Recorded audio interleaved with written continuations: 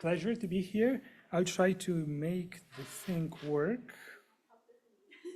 Yeah, how to switch to that? Over here. Where's my presentation? Somewhere here. Right there. Yeah. All right, and then let's go over here and Share. Yep, screen shares. Yep. All right. And looks like it's up on the screen. Yep. Okay. Yep.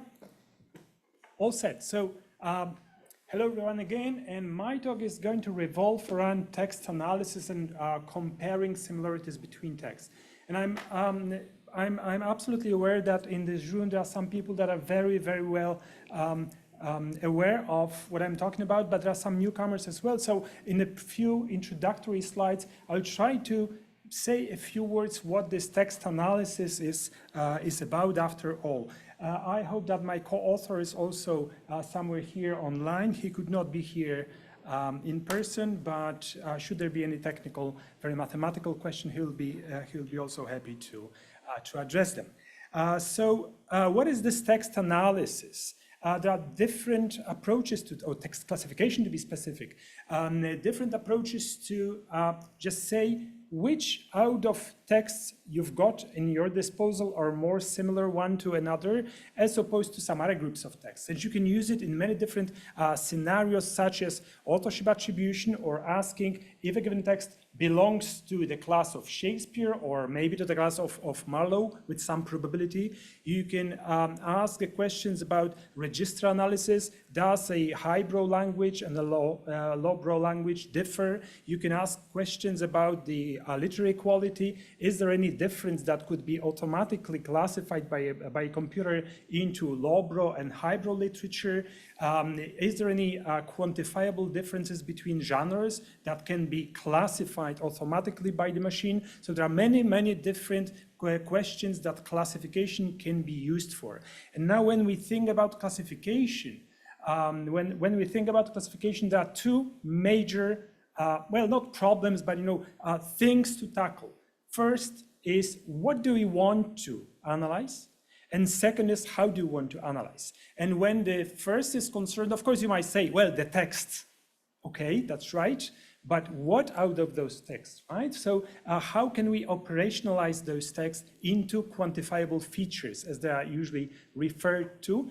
And very, very frequently used approaches just to measure the frequencies of words, but this is by far not the only one. You can also measure the average sentence length, or frequencies of syllables, or frequencies of letter letter engrams, as they are called, some patterns of prosody, and some other syntactic patterns even, rather than words. But in this talk, I'll be focusing exclusively on word frequencies, very frequent word frequencies. So that's one bunch of questions. Which feature do you want to pick? Here, I'll be picking word frequencies.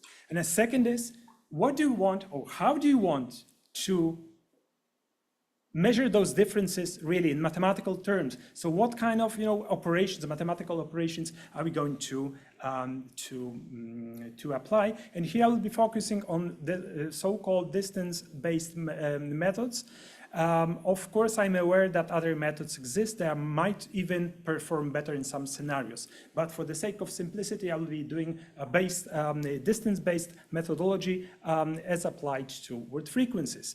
And now, take a given text. Take any text or any sentence in this example. The goal is to just measure or to quantify particular words. How many instances of the word the is in your text? How many instances of the word in, of, and so on, right? And we usually take a given number, for example, 100 or even 1,000 in some scenarios, of those very, very frequent words as the features to be measured. And then you do the same thing for all the text in your corpus, right? So you've got this table of frequencies. That's how it looks like. That's how this representation, as it is usually referred to as, might look like in practice. That's an actual table of frequencies. And now the big question is how to measure the similarities between particular texts. Of course, pairwise comparison should apply, but what kind of operation should we be thinking about? That's the final results that we hope to get, but the question I'm going to ask today is one step earlier, how to measure those differences. And a few theoretical assumptions to start with. If you take any two texts, you can have a distance or a difference between them in a very easy way. You just take the frequencies. It doesn't seem to work, but that's a pointer, which doesn't seem to work either. You take those two texts at the top, and you just subtract one from another, and that's what you get. For the word D, you've got a difference of 0.4 something. For the word and you've got the difference of 0 point something. I'm getting closer to the mic. So you've got this, vector or row of differences. Then you just drop the minuses and you summarize all those differences into one final difference between those two texts. Very, very simple operation that you can apply. It's referred to as a Manhattan distance, but it's a very simple way of doing so. You can even, translate this thinking into geometrical thinking, but today we are just dropping it. Instead, we'll take one step back and we'll do some algebra. Don't get scared. I know that the DH crowd is mostly about age, and only a few people in this room do the D part. I'm the H as well. I'm an H as well, so I'm a humanist. But here, it's the thing that we've seen a slide ago, just translated in a formal language of mathematics. And as you can see, the goal is just to subtract one row of numbers from another, then to raise it to the power of 2, and then to summarize it, and then to take a square root, and that's easy peasy. Only the notation is not as simple as we might think of.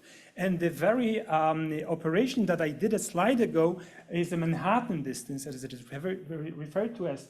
On the top, you can see the equation of that. So what you do, you just subtract one from another, and then you summarize all of them, and that's basically it. And if we do some weird algebra on that's on the bottom. That's the very same operation, but I added the power of 1, which doesn't think anything to the numbers. And then after having summed up all the values, I take the the root of 1, which again does not harm, right? It's weird. I know it's totally weird, but what if we just put Manhattan and this weirdly notated Manhattan one next to another? We've got basically the same equation, right?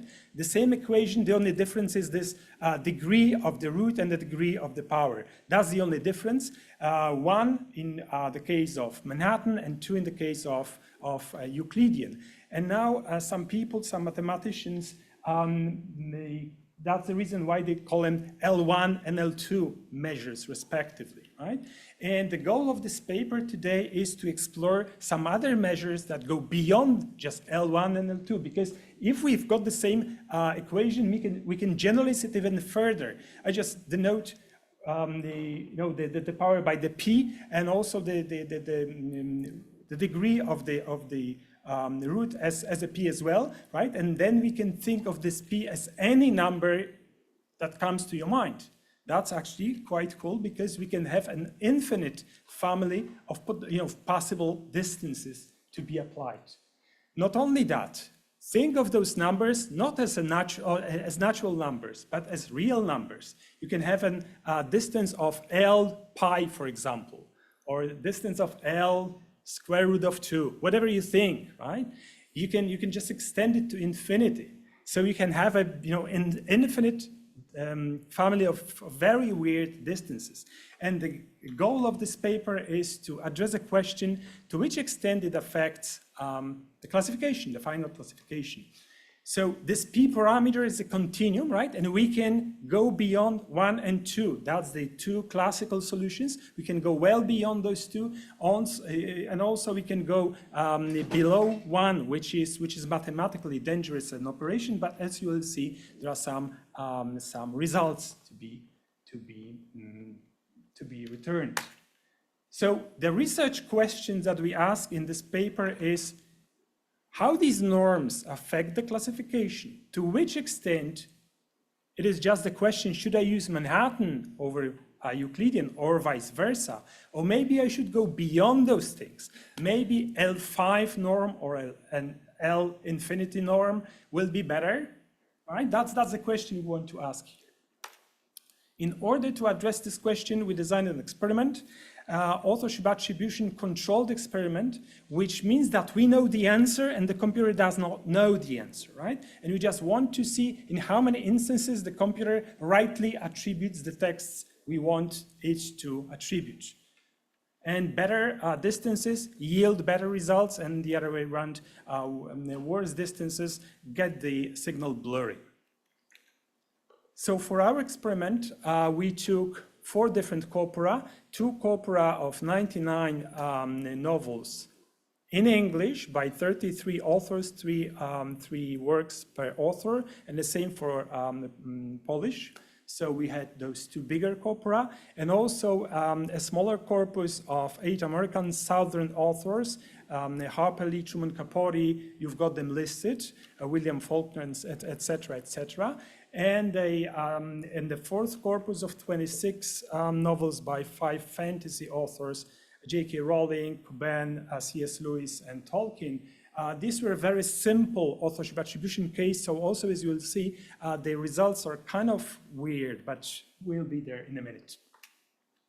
So the method. I don't want to scare you with the slides. For those of you who are familiar with text classification, this report should be self-evident. For those who are not familiar, the goal is to just take out the labels of the text so that the computer does not know what it attributes, right?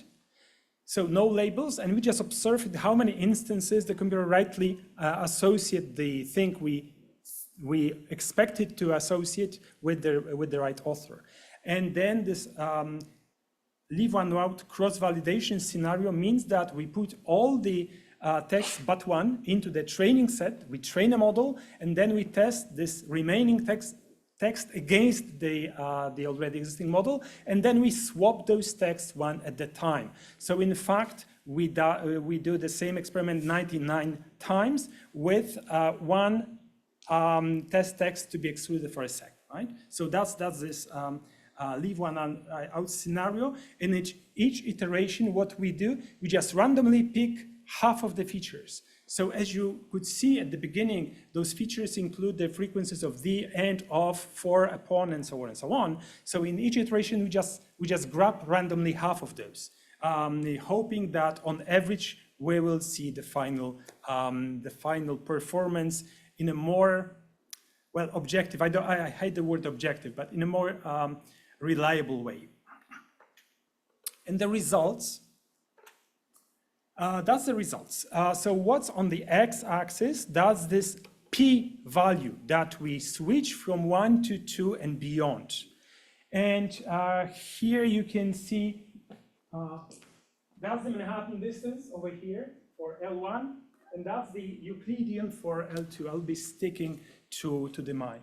Right, so you can see that where is the Manhattan and where is the Euclidean and what goes beyond those or between. And as you can see, those bigger values are not good, right? It decreases the performance. On the y-axis, you've got the performance of particular models, and the models are tested for different areas of the most frequent words, ranging from 100 most frequent words, 200 most frequent words, 300, all the way to 1,000 most frequent words. These are denoted by different colors. The darker, the shorter the vector. The longer, the brighter, or the yellower, the longer the... As you can see, for the very short vectors of 100 most frequent words, the L1, so the time-proven Manhattan distance is not a bad choice at all, maybe even the best one.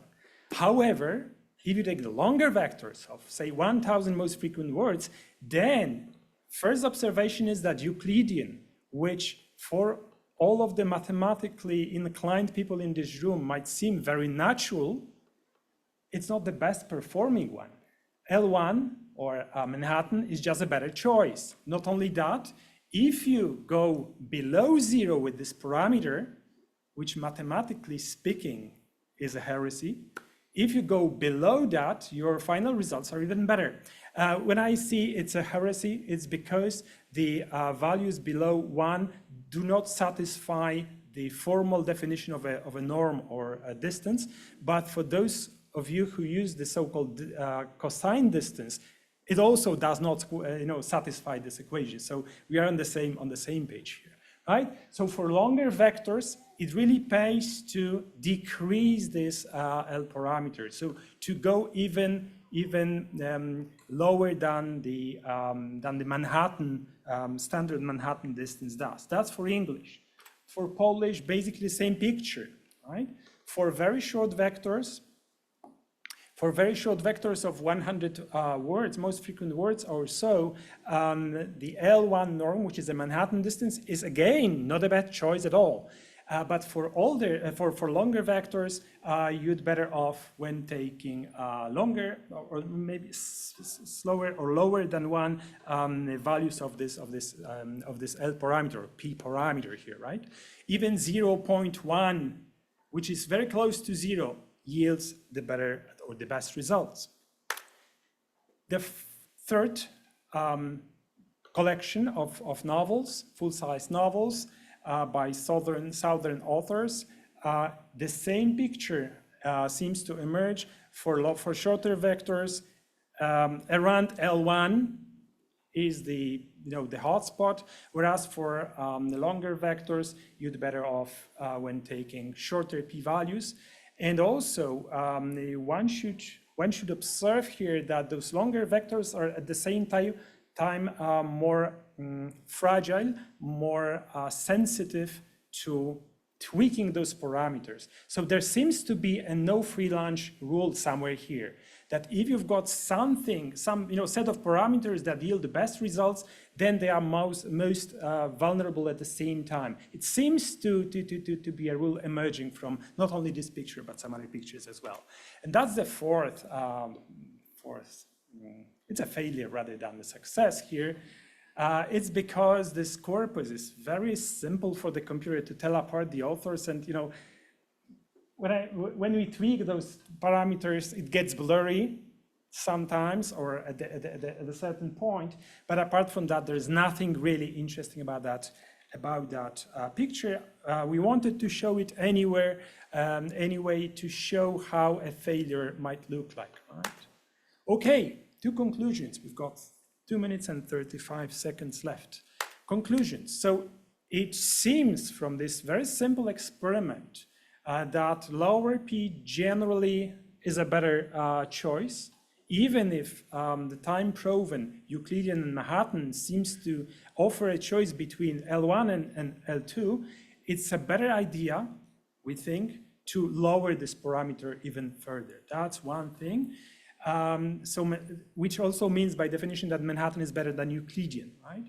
And those values below 1 are even better to use. However, depending on the vector of most frequent words, sometimes it's 0.3, sometimes it's 0.1, and that's something that should be solved in maybe cross-validation. We have no clear ideas here. And it comes, however, at the cost of those perfect parameters are at the same time more vulnerable to tweaking, right? So that's also a no free lunch, a rule that seems to be emerging here. And there is a bunch of explanations, but we think that those small p, it simply boosts the differences between particular features. So if there is a feature very typical for an author, which is not to be found by other authors, then it gets hugely boosted by this parameter. So that's a plausible explanation. But if you've got some other explanations, we'll be happy to hear more. Yeah. So that's basically it. Here you've got the link to the code, and we use the package stylo with some tailored scripts to run this experiment. All is on GitHub, so if you're interested, please consult. And I wait for some questions. Thank you very much.